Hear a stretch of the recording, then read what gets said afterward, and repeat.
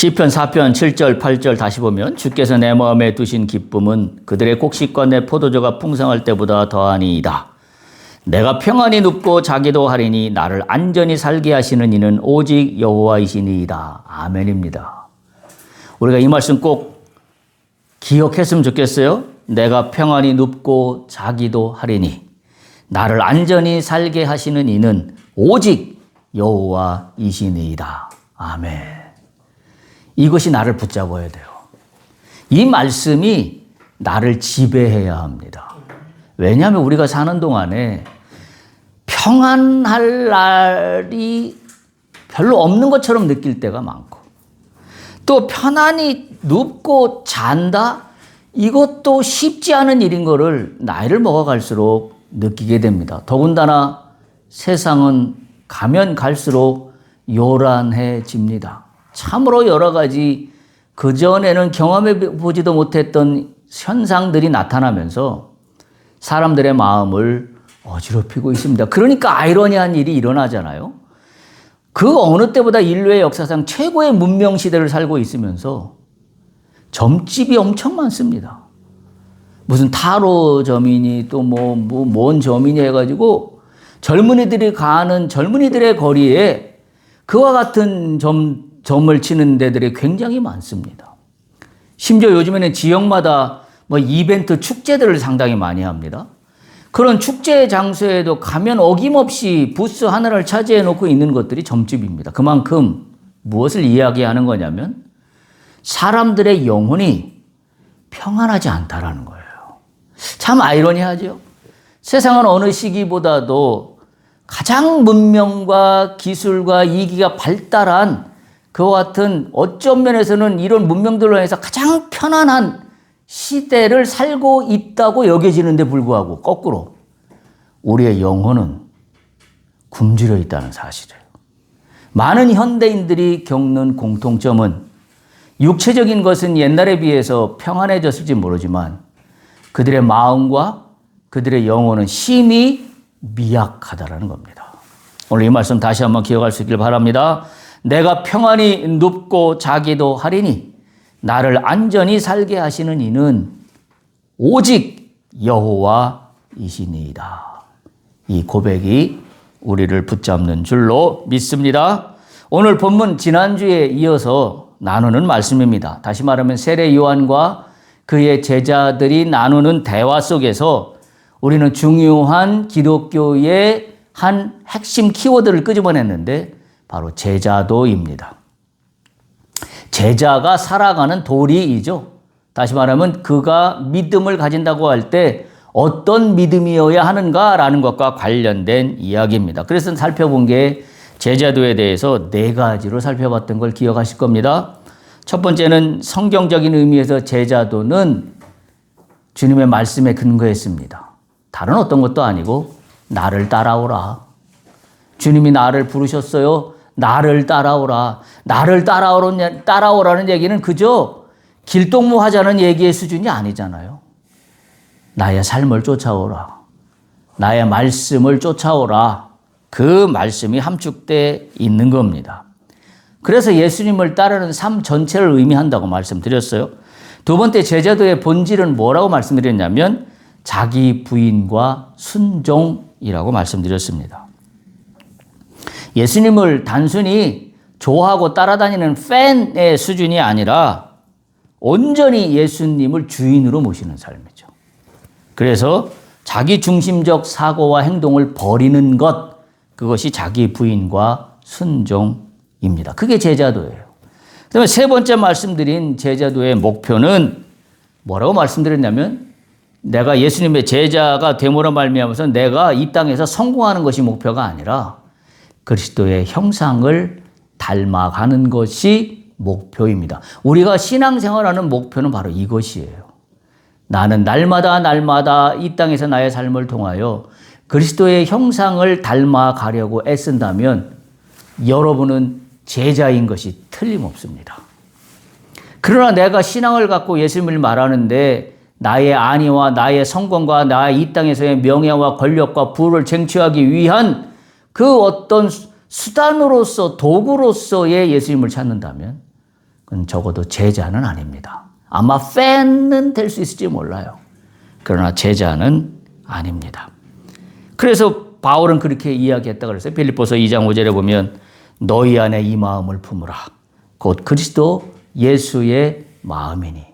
그리스도의 형상을 닮아 간다는 것은 예수님의 마음을 닮아가는 겁니다.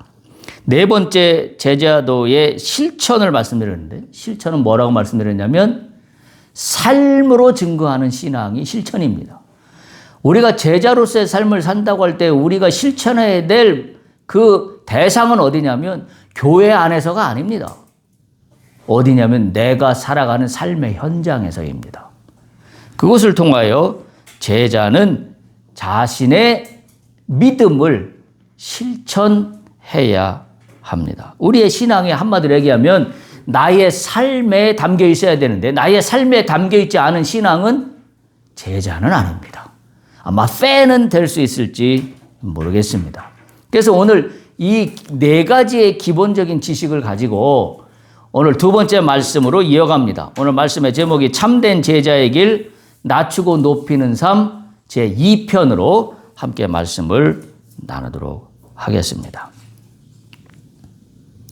세례 요한의 말에서 제가 세 가지가 발견된다고 그랬어요. 우리가 제자들을 얘기할 때 세례 요한의 오늘 답한 제자들과 세례 요한이 자기의 제자들과 이야기하는 속에서 답변을 한 게 27, 28, 29, 30절이에요. 27절부터 30절 사이에 세례 요한이 제자들에게 한 말 속에서 제자도의 본질이 무엇인가, 제자도는 어떤 것인가라는 것을 세 가지로 요약해서 말씀드릴 수 있습니다. 첫 번째, 참된 제자는 하나님의 주권적인 은혜를 추구하는 신앙입니다. 하나님의 주권적인 은혜의 신앙, 이것이 참된 제자입니다. 오늘 요한복음 3장 27절을 보십시오. 이렇게 세례 요한이 이야기를 합니다. 요한이 대답하여 이르되 만일 하늘에서 주신 바 아니면 사람이 아무것도 받을 수 없느니라. 참으로 위대한 고백입니다. 다시 한번, 만일 하늘에서 주신 바 아니면 사람이 아무것도 받을 수 없느니라. 우리가 읽었던 시편 4편 8절 다시 한번 보세요. 똑같은 맥락입니다. 내가 평안히 눕고 자기도 하리니 나를 안전히 살게 하시는 이는 오직 여호와이시니이다. 오직 여호와로부터만이 내가 평안히 눕고 자고 안전히 살게 하는 모든 것의 근원일 뿐이다라고 이야기하고 있는 것은 오늘 세례 요한이 3장 요한복음 27절 3장 27절에서 말하고 있는 것처럼 사람이 하늘로부터 주신 바가 아니면 아무것도 받을 수 없다. 똑같은 맥락이에요. 제자는 어떤 믿음으로 사는 사람이냐? 오직 여호와의 주권적인 은혜가 아니면 나는 살아갈 수 없습니다. 이걸 고백하는 사람이 제자이에요. 그래서 우리 세례 요한을 보면 하늘에서 주신 바가 아니면 사람은 아무것도 받을 수 없다. 훨씬 더 극적이고 적극적인 표현을 세례 요한이 시편 기자보다 하고 있습니다. 사람은 아무것도 받을 수 없대요. 그분으로부터 오지 아니하면.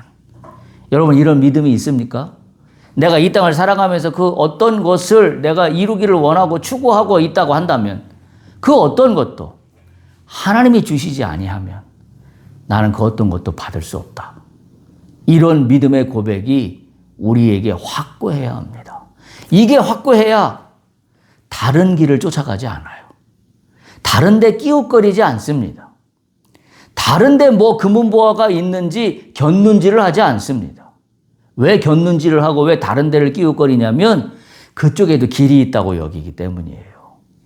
사람이 다른 곳에서도 내가 원하는 것을 받을 수 있다고 여기기 때문이에요. 근데 오늘 세례 요한은 이렇게 말하잖아요. 사람이 하늘로부터 주신 바가 아니면 아무것도 받을 수 없다. 참으로 위대한 고백이 아닐 수가 없습니다. 그래서 저는 이 말을 통하여 참된 제자가 어떤 사람인가 하는 것을 이 첫 번째 꼭지로 제가 꼽고 있는 겁니다. 인간의 성취나 영향력이 자기 능력의 결과나 또는 그 다른 어떤 곳으로부터 주어지는 것이 아니라 오직 하나님의 주권적인 은혜 안에만 있습니다. 라는 고백이에요. 이 고백이 오늘 여러분들에게 있기를 축복합니다. 나의 모든 것들은 오직 하나님의 주권적인 은혜 가운데에서만 존재합니다. 나를 받으시옵소서. 이와 같은 고백으로 우리가 나가야 될 줄로 믿습니다. 요한은 자신이 맡은 역할이 일시적이며 하나님의 구속사적인 큰 계획 안에서 자기가 어떤 위치에 있는지를 정확히 알고 있었습니다. 그래서 말씀을 보면 오늘 세례 요한이 그렇게 이야기하잖아요. 오늘 세례 요한이 3장 28절에 보면 이렇게 이야기해요. 내가 말한 바 나는 그리스도가 아니요 그의 앞에 보내심을 받은 자다. 라고 이야기하면서 뒤에 붙이지요.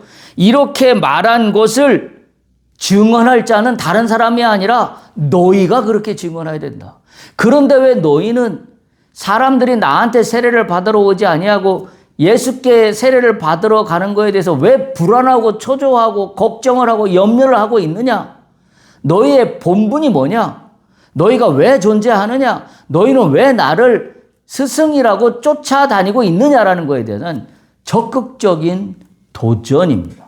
아마 이 이야기를 세례 요한 스승님으로부터 들었을 때 세례 요한의 제자들은 아마 뒤통수를 한 대 맞은 것 같았을 거예요. 나는 스승님을 위한다고 걱정하는 말투로 사람들이 스승님께 세례를 받으러 오지 않고 저쪽에 스승님이 말씀하신 그 예수라는 그분한테 세례를 받으러 갑니다라고 아마 심히 걱정스러운 얼굴 표정으로 아마 이야기했을 거예요. 근데 세례 요한의 답변은 너무나 놀랍습니다. 오히려 거꾸로입니다. 야단치는 듯합니다. 내가 말한 바 나는 그리스도가 아니요 나는 그의 앞에 보내심을 받은 자일 뿐이라고 너희에게 말했는데 그리고 그 사실을 너희가 증언해야 하는데 너희는 그 사실을 잃어버렸단 말이냐. 바로 뭐냐면 우리가 지금 제가 말씀드리고 있는 사람이 하늘로부터 주신 바 아니면 아무것도 받을 수 없느니라라고 고백하는 것은 그와 같은 다른 것으로부터의 끼웃거림에 대한 두려움이 없어야 돼요. 그 두려움이 있는 한 우리는 나의 모든 것은 하나님의 주권적인 은혜로부터 옵니다라는 고백이 나올 수가 없습니다. 이건 복이에요. 믿는 자로서 가장 큰 복은 나에게 주어지는 모든 것은 하늘로부터 오는 것임을 내가 믿습니다. 단 0.00001%도 하늘로부터 오지 아니하는 것은 나에게 없습니다. 이 고백이 참으로 위대한 고백이고 참된 제자만이 할 수 있는 고백이라는 사실입니다.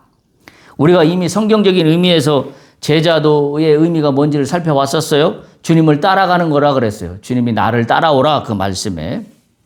그게 뭐냐면 바로 따라간다는 얘기는 주인을 쫓아가는 거예요. 그냥 팬으로서 추종하는 세력이 아닙니다.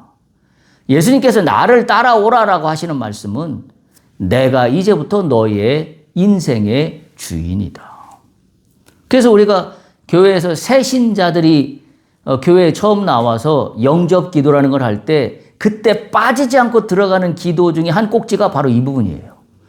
나는 지금까지는 내 인생의 주인은 내가 아는 줄 알고 살아왔습니다만은 이제부터는 내 인생의 주인이 주님 한 분만인 것을 고백하며 살아가겠습니다라는 고백이 영접 기도를 할 때 아주 중요하게 들어가야 된 한 꼭지입니다. 여러분들은 이미 주님을 믿겠노라고 이미 고백했던 그 첫 신앙의 시간이 많이 지났습니다. 아직도 내 인생의 주인은 주님뿐입니다라는 태도로 지난 시절 주님을 처음 영접할 때부터 지금까지 살아왔습니까? 라고 물어본다면 한편에서는 내 마음이 부끄러운 마음이 들 겁니다.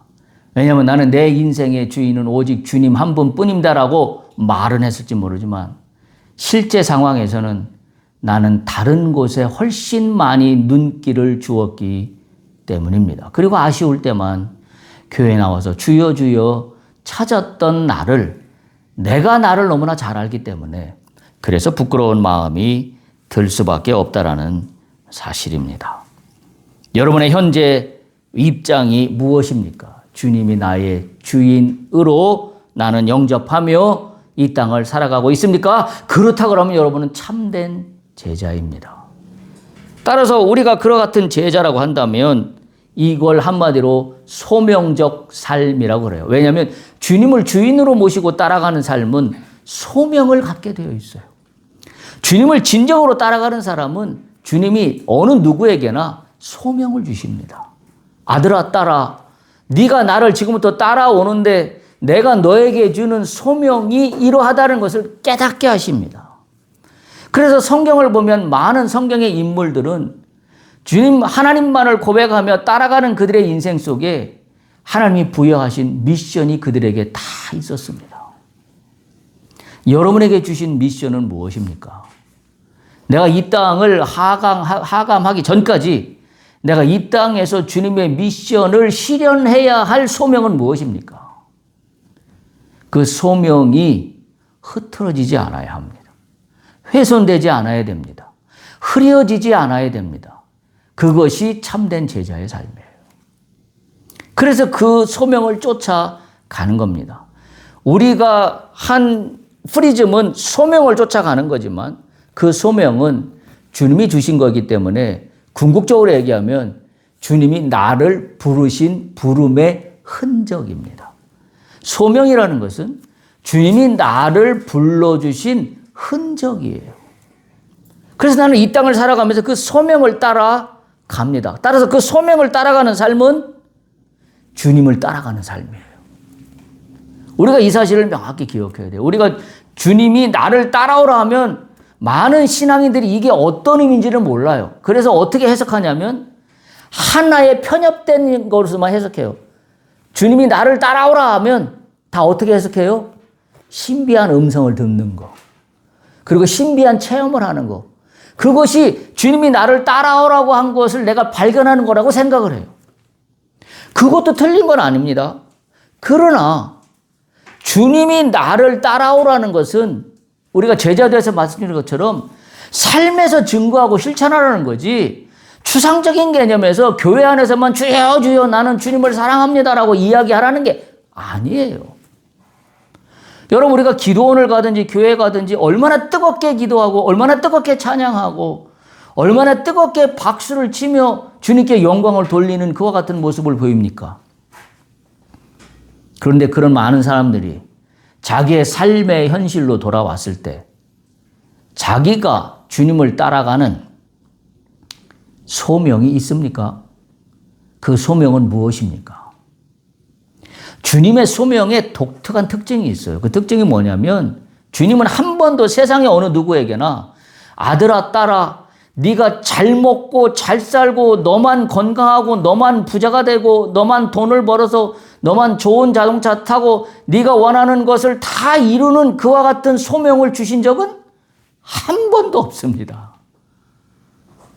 오히려 주님의 소명은 나의 뜻이 세상 가운데 이루어지기를 원하노라 해요. 그래서 주님은 한 사람 한 사람을 부르십니다. 그 부르심의 흔적이 나에게 주신 소명입니다. 내가 그 소명을 잊지 않는다면 나는 제자로서의 삶을 살아가고 있다 이렇게 이야기할 수 있습니다. 따라서 참된 제자는 어떤 사람이냐면 소명의식을 가지고 있는 성숙한 사람인데 받은 것을 주장하지 않고 주신 분을 찬양하는 사람이 참된 제자입니다. 우리는 대부분 거꾸로 가지요. 받은 것을 찬양합니다. 그런데 참된 제자는 받은 것을, 받을 것을 주장하지 않고 오직 주님만 찬양합니다. 왜? 그 모든 것의 통치는 주님이 하시기 때문에. 나에게 이루어질 모든 일들도 주님의 뜻 가운데서 행하실 것을 내가 믿기 때문에, 따라서 나는 오늘도 나에게 주신 소명을 따라서 내가 스텝 바이 스텝 한 걸음 한 걸음 디딜 수 있는 힘의 원동력이 되는 겁니다. 여러분, 소명을 가지십시오. 그리고 주께서 나를 향하여 주신 그 은혜에 찬양과 영광을 돌리십시오. 그게 지금 세례 요한이 보여주고 있는 이 단 한마디예요. 사람이 하늘로부터 주신 바 아니면 아무것도 받을 수 없느니라. 참으로 기가 막힌 고백의 말씀이 아닐 수가 없습니다. 두 번째, 참된 제자는 자신의 위치, 곧 정체성을 아는 사람, 신앙입니다. 이미 말씀드린 것처럼 세례 요한이 3장 28절에 보면 내가 말한 바 나는 그리스도가 아니요 그의 앞에 보내심을 받은 자다. 분명하게 자신이 누구인지를 알고 있습니다. 참으로 위대한 고백입니다. 나는 그리스도가 아니다. 여러분, 이 고백이 우리가 지금 결과론적인 이야기니까 예수님이 이미 이 땅에 오셔서 이미 우리는 그 많은 성경의 지식을 알고 있기 때문에 이게 별거 아닌 것처럼 여겨지지만 아마 그때 당시 세례 요한이 있었던, 그리고 막 세례 요한이 사람들로부터 칭송을 받으며 마치 그 어떤 메시아 아닌 메시아처럼 칭송을 받던 그와 같은 상황이에요. 근데 지금 갑자기 예수라는 분이 나타났어요. 그 상황이에요, 지금. 예수님은 이미 아직 공생애의 본격적인 사역을 시작하기도 전입니다. 예수가 누구인지도 불분명하게 인식되던 그 시기예요. 그 상황이. 그리고 가장 위대한 인물로 존경받던 인물이 세례 요한이에요. 그 상황입니다. 그 상황에 세례 요한이 자기가 누구인지를 정확히 이야기합니다. 나는 그리스도가 아니다. 여러분, 이거는 인간의 욕심과 탐욕을 내려놓지 않는 한 이 고백은 나올 수 없다고 저는 봅니다. 우리가 뭐 똑같이 그 상황에 가 있다고 보시고 내가 그 당시에 세례 요한이라고 한번 나를 거기다 대입시켜 보십시오. 사람들이 막 나를 추종해 옵니다. 나에게 세례받으러 막 몰려들어 옵니다. 나를 대단한 사람이라고, 나에게 어떻게 하면 기도라도 한번 받을 수 있을까? 막 줄을 서 있습니다. 어떻게 하겠습니까? 그 사람들 앞에 여러분, 나는 아무것도 아닙니다. 나는 아무것도 아니요. 돌아가세요. 라고 할 수 있습니까? 아마 그럴 인간은 아무도 없을 겁니다. 오늘날 교회에서나 또는 어떤 전문적인 사역을 하시는 분들이나 또는 어떤 특수 사역을 하시는 분들을 보면 이와 같은 유혹에서 크게 벗어나지 못합니다. 말로는 그렇게 이야기합니다. 나는 그리스도의 종일 뿐이다라고 하지만 실질적으로 구름대처럼 몰려드는 사람들 앞에 내가 서 있는 나라고 한다면 그 모든 사람들은 자신이 마치 그리스도인 것처럼 행동합니다. 내가 마치 축복하면 축복이 가는 것이고, 내가 마치 저주하면 저주가 부어지는 것이고, 내가 마치 뭘 하면 뭐 병이 다 낫는 것이고, 참 이 세례 요한의 이와 같은 이 정체성의 이 존재가 참으로 위대한 거예요. 그래서 이 한마디가 보통 쉬운 이야기가 아닙니다. 나는 그리스도가 아니라 그 앞에 보내신 자일 뿐이다. 참으로 이 말씀은 대단한 말씀이 아닐 수가 없습니다. 오늘날 교회 안에서도 또는 사회에서도 정치가나 기업가나 우리는 자신을 중심으로 모여드는 사람들 앞에 자신이 마치 주권자인 것처럼 행하는 사람들을 너무나 많이 보면서 살고 있습니다. 그거는 교회 안에서나 교회 밖에서나 동일합니다. 특히 오늘날 우리의 사회 속에는 정치가나 기업가나 동일합니다. 그들이 갖고 있는 권력과 부가 그들이 주인이 되는 세상처럼 보여지게 만들고 싶어 합니다. 그래서 많은 정치인들과 기업인들은 나를 따라오라라고 합니다. 나를 따라오면 돈이 생기고, 나를 따라오면 권력이 생기고, 나를 따라오면 너희 일자리가 생기고, 그런 거 아닙니까? 자신의 정체성을 세운다는 것은 그래서 무엇보다도 중요합니다. 그리스도로 따라가는 예수님의 제자로 살아가는 참된 제자는 내가 누구인지를 정확히 알고 있는 사람이에요. 어떤 사람? 나는 예수 그리스도가 아니면 아무것도 아닙니다. 나에게 있는 것은 오직 예수 그리스도뿐입니다. 그래서 베드로가 성령을 받고 난 다음에 그의 사역이 위대한 거예요. 사도행전에 보면 그 이야기가 나오잖아요. 나에게는 아무것도 없지만 나는 나에게 있는 것을 너에게 증언한다 그래서 뭐라고 그래요? 내 속에는 예수의 이름이 있다. 내가 예수의 이름으로 너에게 말하노니 일어나 걸어라. 위대한 고백입니다. 베드로도 자신의 정체성이 누구인지를 성령을 받고 난 다음에 정확히 알았습니다. 그 전에 베드로는 예수님을 쫓아다닐 때 큰 기적을 행하는 예수라는 어떤 메시아가 존재처럼 보여지는 그 사람을 쫓아다니면서 자기도 그 권력의 그 기적의 한 꼭지에서 뭔가를 부스러기를 주워 먹으려고 하는 팬에 불과했습니다. 그러나 베드로가 성령을 받고 난 다음에 그는 팬이 아니라 진정한 제자가 되었습니다. 그는 비로소 예수님의 이름으로라는 것이 그를 설명하는 타이틀이 되었습니다. 사도 바울도 마찬가지지요. 참으로 위대한 신앙을 가진 사람들의 본보기를 보면 그들은 자신이 누구인가에 대한 정체성을 분명히 가지고 있습니다. 여러분이 사업을 합니다. 여러분에게 맡겨진 일들이 있습니다. 여러분은 무엇을 추구하십니까? 내가 했노라가 아닙니다. 나는 예수의 이름으로 오늘 예수께서 주시는 은혜로 나에게 맡겨진 이 일을 내가 최선을 다하여 행하노라. 주께서 나에게 지혜를 주시는 줄로 믿습니다. 주께서 나에게 필요한 것들을 공급해 주시는 줄로 믿습니다.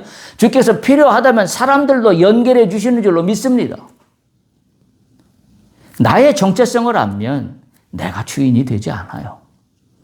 근데 이 세상은 그렇게 가르칩니다. 네가 주인이 되는 세상을 살으라고.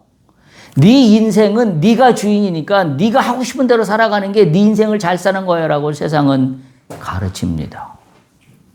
우리는 잘 압니다. 내가 얼마나 미약하고 죄투성이인 존재인지를. 그래서 내가 나도 못 믿는 나를 나 맘대로 살라고요? 그 나로 하여금 죽으라는 이야기와 똑같다는 걸 우리 그리스도인들은 고백할 수 있습니다. 왜? 나는 죄성 투성이의 미약한 인간이기 때문에 나는 나에게 역사하시는 주님의 은혜가 아니면 나는 한 발자국도 나갈 수 없는 사람임을 고백하기 때문에 나는 그렇게 고백하며 살아갈 수 있는 겁니다. 세례 요한은 또한 요한복음 3장 29절을 보면 이렇게 기록합니다. 신부를 취하는 자는 신랑이다. 서서 신랑의 음성을 듣는 친구가 크게 기뻐하나니 나는 이러한 기쁨으로 충만하노라. 정체성에 대한 자각 두 번째를 보여줍니다. 나는 신랑의 친구다. 앞에 나는 메시아가 아니다, 그리스도가 아니다라는 말과 똑같은 말이에요. 나는 이 잔치의 주인공이 아니다. 나는 내 인생의 잔치의 주인공이 내가 아니다라는 고백이에요. 결혼식에서 주인공은 신랑 신부입니다. 신랑의 친구는 주인공이 아닙니다. 지금 세례 요한은 그걸 이야기하고 있어요. 내가 지금 사역하고 있는 이 현장에서의 이 잔치의 이 이벤트의 주인공은 내가 아니라 나는 그분의 친구일 뿐이다. 신랑의 친구일 뿐이다. 신랑의 친구는 어떤 역할을 해요? 신랑이 예수 그리스도고 신부가 교회라고 우리는 빗대어서 많이 표현하는데요. 신랑의 친구는 신랑과 신부가 만나게 해주는 것이 신랑의 친구예요. 매개자의 역할입니다. 주인공이 아니라는 이야기죠. 세례 요한의 사역의 본질은 자기를 드러내는 것이 아니라 예수를 드러내는 것이었습니다. 여러분, 이게 손해보는 것 같지요? 이게 손해가 아니라는 것이 크리스찬 기업들의 수많은 간증들을 통하여 끊임없이 증언되고 있는 사실들이에요. 나를 드러내는 것이 아니라 예수를 드러냅니다. 그래서 이렇게 세례 요한이 고백해요. 신랑의 음성을 듣는 친구가 크게 기뻐한다. 신랑의 음성을 듣는 친구인 내가 신랑의 음성을 들으니 이 기쁨은 보통 기쁨이 아니라 큰 기쁨이라는 거예요. 이러한 기쁨으로 나는 충만하다라고 세례 요한이 고백해요. 얼마나 위대한 고백입니까? 나에게 있는 기쁨의 고백은 내가 주인이 아닌 것이 너무나 감사해서 고백하는 거예요. 세상에서는 이해할 수 없는 기쁨입니다. 여러분에게 그런 기쁨이 있어야 돼요. 내 인생의 주인이 내가 아니어서 너무나 기쁜 거예요. 내 인생이 내가 아니라 내 인생의 주인이 예수님이라서 내가 너무 기쁜 거예요. 여러분 그 기쁨이 있습니까? 저는 이 말씀을 들으면서 막 지금 제 말씀 전하는 가운데 내가 온몸에 소름이 확 돋는데요. 저도 은혜를 받습니다. 내 인생의 주인이 내가 하는 것이 큰 기쁨입니다. 내 인생의 주인이 예수 그리스도가 되신 것이 나에게 더 말할 나위 없는 큰 기쁨입니다. 할렐루야. 이 기쁨이 우리 가운데 있는 줄 믿습니다. 그럴 때 나는 참된 제자예요. 그 큰 기쁨이 우리에게 있습니다. 그래서 참된 제자는 자신이 중심이 아니라 그리스도가 중심이 되도록 하는 사람이 참된 제자입니다. 세 번째 참된 제자는 자기 자신보다 주님을 우선하는 신앙입니다. 이 오늘 세례 요한이 말한 부분의 하이라이트는 바로 요한복음 3장 30절이에요. 한번 보실래요? 이렇게 세례 요한이 이야기합니다. 그는 흥하여야 하겠고 나는 쇠하여야 하리라. 여러분 이해되십니까? 예수님은 흥하여야 하겠고 나는 쇠하여야 하리라. 세례 요한의 참된 제자로서의 믿음의 고백의 절정입니다. 최대의 극대치입니다.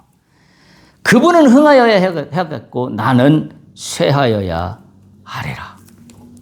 신앙의 성숙은 내가 커지는 것이 아니라 그리스도가 커지는 것을 기뻐하는 데 있습니다.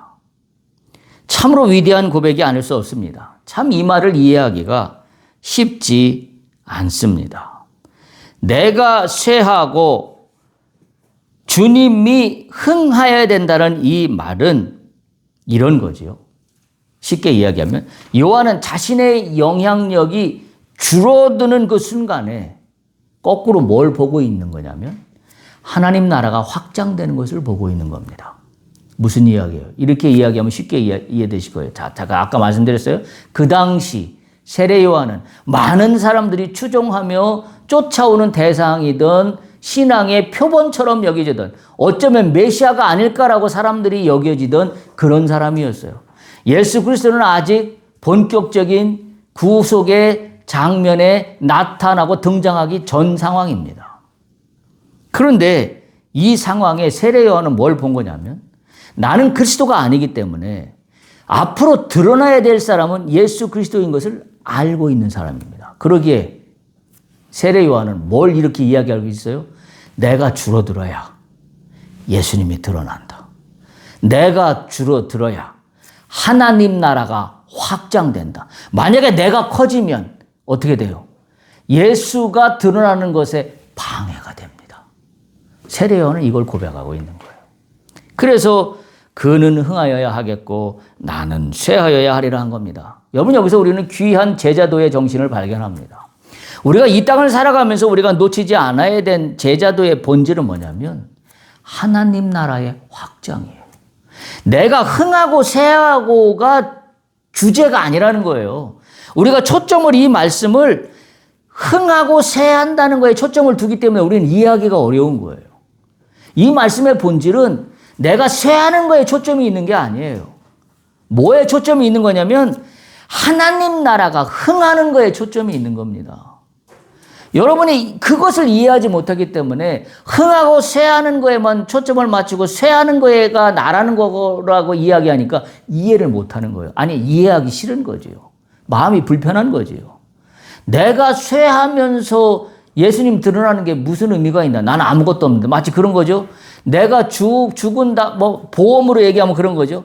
내가 죽은 다음에 사망보험금이 나오면 뭐하나? 나는 죽어서 없는데.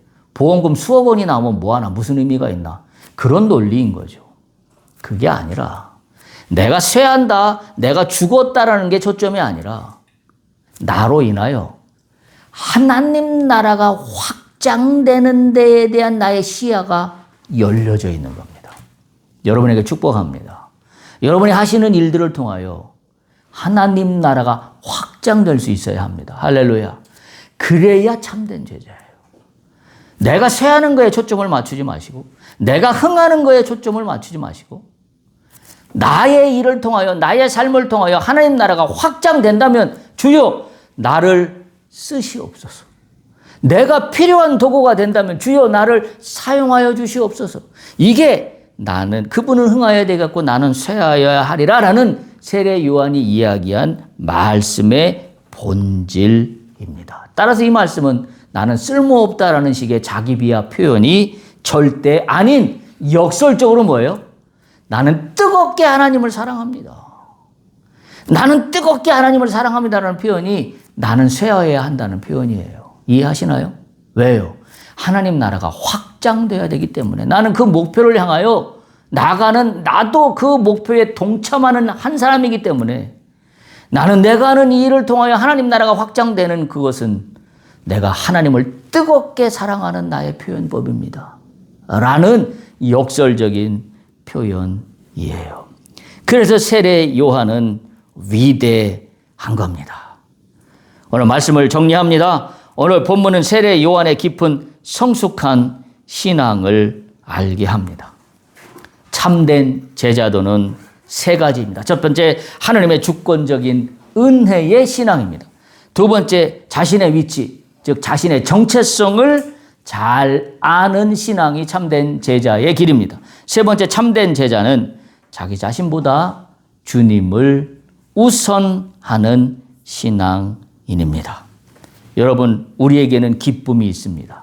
어떤 기쁨이 있냐면 오늘 세례 요한이 얘기한 기쁨을 저는 시편의 본문의 이 기울로 다시 한번 말씀을 드리고자 합니다. 시편 4편 7절을 다시 한번 보십시오.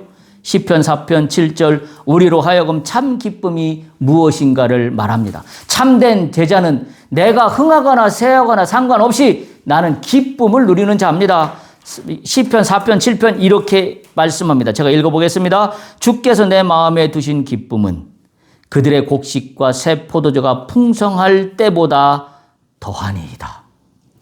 이걸 세번역에 보면 조금 더 쉽게 이해가 돼요. 세번역 성경에 보면 뭐라고 표현해 놨냐면 주께서 나에게 안겨주신 기쁨은 햇 곡식과 새 포도주가 풍성할 때에 누리는 기쁨보다 더 큽니다. 여러분의 기쁨이 이 기쁨이 되기를 축복합니다.